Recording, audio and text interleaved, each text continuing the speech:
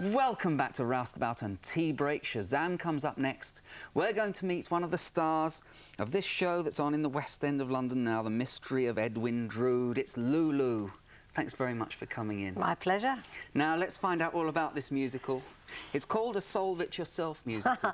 Yes, and it's rather difficult to explain. But I think in essence, it's loosely based on Dickens, Charles Dickens' novel. And I use the term loosely very strongly. It's a music hall troupe that are doing their version of The Mystery of Edwin Drood. And because Dickens never finished the book, the mystery was never solved. So what we do is we ask the audience to vote. And it becomes hysterical, you know. It becomes absolutely hysterical. It's very clever. And I came to see it last night. And I thought it was great fun, but it is very clever, and we'll try and just unravel it a little bit. It's a play within a play, as you said. And what happens is that it's in the first half you see the plot be, you know, the different overacted, being hammed up. The different characters, and the dreadful event occurs, and Edwin Drood disappears. Yes.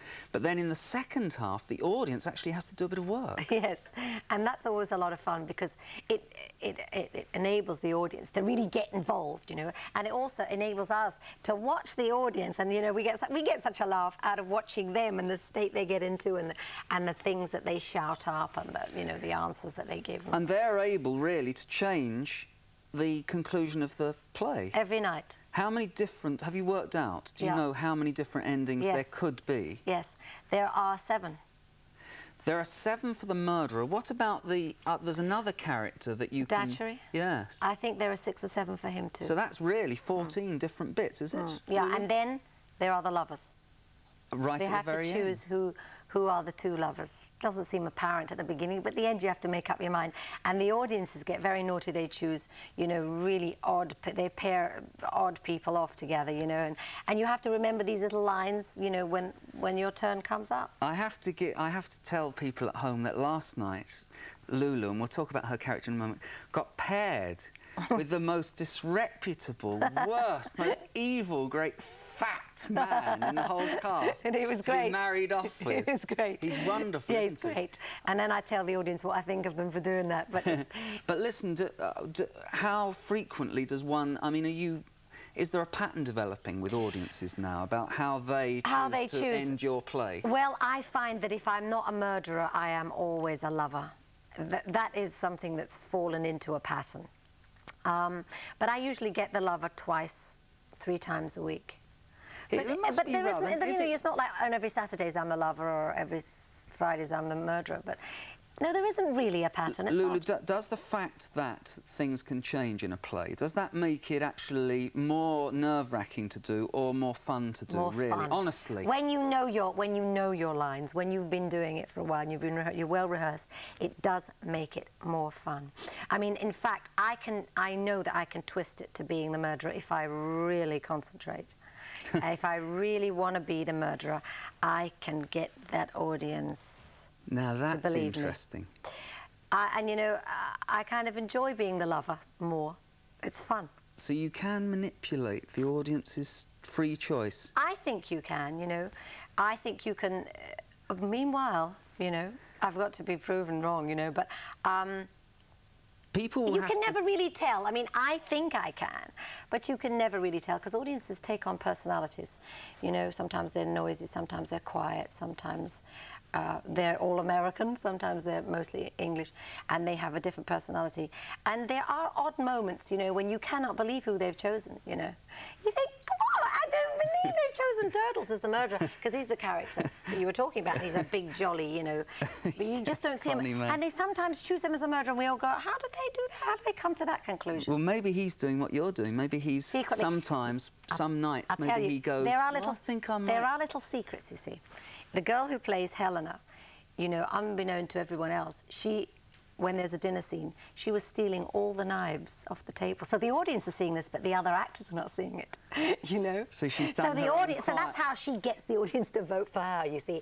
And then there's another story about the guy who plays Neville, who actually went out during the interval to the bars when people are having drinks and we're telling them to vote for him.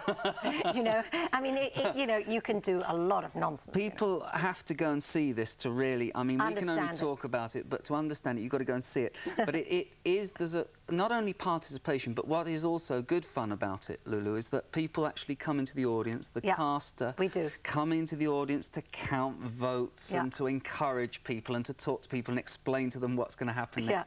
And that's really, it's really original, isn't it? I mean, it's a really nice thing to have. I think it's and more than anything, you know, it's fascinating when you talk about musicals. People very rarely talk about the music. The music is quite brilliant. We're going to have a little break and have a cup of tea, and then we'll come back and talk about music, because that's appropriate with you, okay? Great. Here's Shazam, more of Lulu in a moment. Welcome back. Lulu is with us and we're talking about The Mystery of Edwin Drood, which is this musical that she's in the West End of London. And we ought to say that Ernie Wise is in it as well. Oh, most definitely. Famous face and name. Absolutely. Is he enjoying himself? He loves it, yes. He really loves it. I mean, he's found it totally different. He's got a huge part, hasn't he? A lot of words. A lot of words. Very wordy for him. And it's different. It's very unusual for him to be doing something like this, but he's lovely in it. You know? Yes, oh great, and a lot of good gags, but he also has to, he's the narrator really, isn't he? And he has to lead us through the story. That's right, he's the narrator. He's also got to set the pace of the whole thing, really. It's quite a difficult job. And you play a Cockney.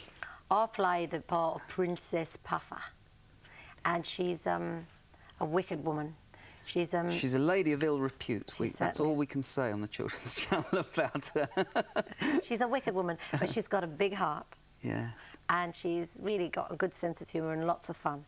But it's lovely to play a colourful character. I get to wear this mad, fabulous red wig with all ringlets, and then I make because I'm supposed to be older than I actually am, so I put all this dark stuff under my eyes. I don't really suppose I look very old, but I think she looks actually very nice on the stage, but in that sort of... She's got a great costume too. Yeah. The costumes are just fabulous. Aren't they good? I don't know whether costumes I like and the wigs are divine. ladies. It's Victorian, is it? That's right. And the ladies all have big bustles, huge, great very bustles. difficult to move around in. I bet they are. And they're heavy. Gosh, they're so heavy. heavy. It's like having another person It is attached to your back. It is, but I love getting dressed up. I love getting the makeup on and putting the wigs on and getting into character. And she wears a cute little hat at the end, and oh, she's great. All of that's great, isn't it? Yeah, and the girls wear gorgeous little corsets, little tight corsets that they use. I don't know how they ever got around in those days with those clothes. There was so much they had to put on, layers and layers. I mean, it's all fairly accurate, is it, that Victorian stuff? They've taken that pretty seriously. Yeah, and the little boots, you know, with the little laces all right up to there. What about your Cockney, Lulu? Is that, I mean, that sounds very real Cockney. Was that the first time? No, I've been a Cockney before, love. I was in when I was very young. I was into Sir with Love, and I played a Cockney schoolgirl. But I sort of talked a bit like that, you know, a bit like that. But here I'm talking like that, you know, very stagey, very deep, very deep, yeah. But before, when I played a Cockney, I was sort of, hello, darling, how are you? You know, a bit sort of nasal. You absolutely love it, don't you? I love it. I do. I mean, I could see you did last night, but listening to you talking now, I mean, you're really enjoying this. I love it. I love my work, and nobody can take that away from me, and I think it's a gift. I've been given a gift, really, to be able to do it. I didn't realise that it's an American musical originally. Conceived by a man called Rupert Holmes, it's all his idea, who actually, I think, was born here but lived in America. And they originally put the show on with the New York Shakespeare Company, and it was a tremendous success. In New York, it ran for 2 years, and he made a fortune of money. But funnily enough, it was all done by Americans, but he is of English, you know, his parents are English. It's terribly English, I think. It's much more appropriate to be on in London. Very English, yeah. Really? Yeah. And it's got some great songs, and I've just got to check. The Garden Path to Hell is my favourite. Is that the one you like? I think it's a great song, yeah. That one. But that isn't the one that, if you record a song, you're not going to record that one, Lulu? No, I've actually been in the studio and I've recorded one song. We've put the track down for the two, but in the middle of the recording, Rupert had to go back to New York because his wife was having a baby.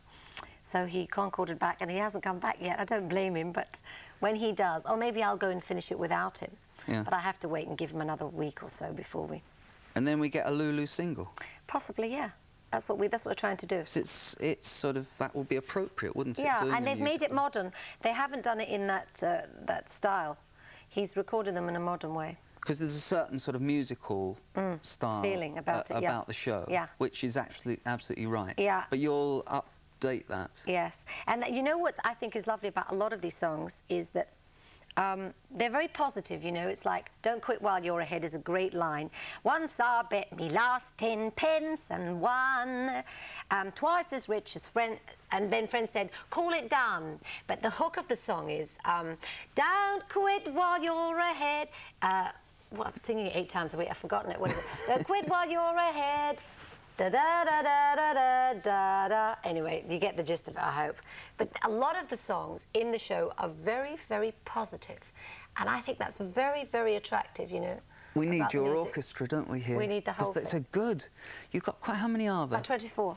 It's quite a big orchestra. There's a massive orchestra down. They're all down there under the stage, working their socks off. Yes, it's marvellous sound. It is. Yeah. They're really good.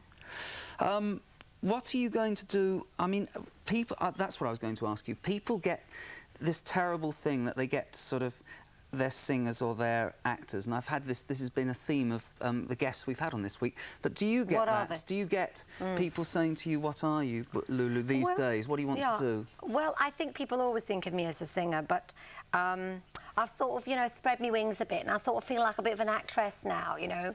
I like to act. I love it. I don't think I like to be pigeonholed.